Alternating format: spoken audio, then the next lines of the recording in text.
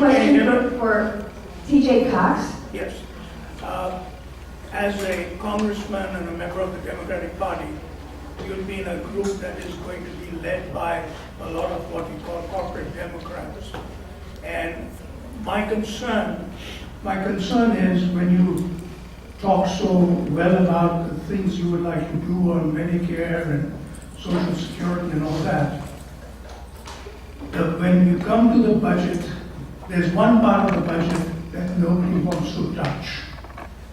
That's the military. They normally call it defense, but it's the military, the offense budget that is never touched.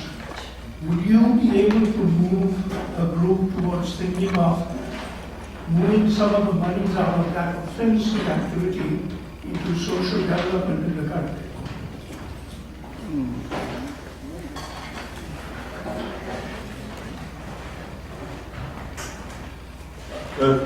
You probably heard the question. I think that comes down to the old saying, the guns versus butter, right? Exactly. And this is what I know. Actually, I can tell you is that I'm very tight with the Carrie Bennett. Just as an aside, right now I'm actually starting a company with a bunch of former Marines to actually do a whole snack line, and it's a fantastic company. It's going to be run by Marines to benefit Marine Corps charities.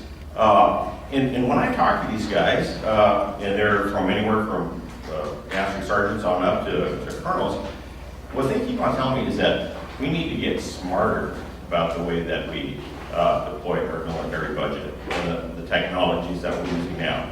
Does it make any sense to really build $5 billion aircraft carriers anymore when they can be taken out by, $500 drones? No. That's the types of things that we need to be able to really look at. I think there's a real movement afoot towards those types of efforts, right? That we can actually reduce our military budget and actually have a much more effective military at the same time. So that's what's certainly something I'd be focused on.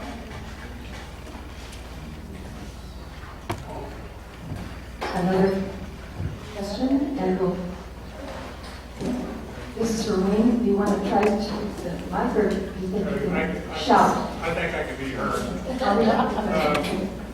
I don't necessarily agree with Mr. Cox about not needing aircraft carriers, because that's just part of it. And then I want to thank Mr.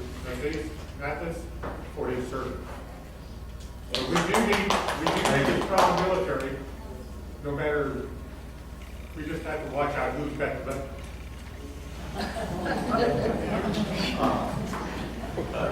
Sure, fair enough. And absolutely, we need the most efficient assets and infrastructure for our military to remain strong and really not only provide our security, but really global security.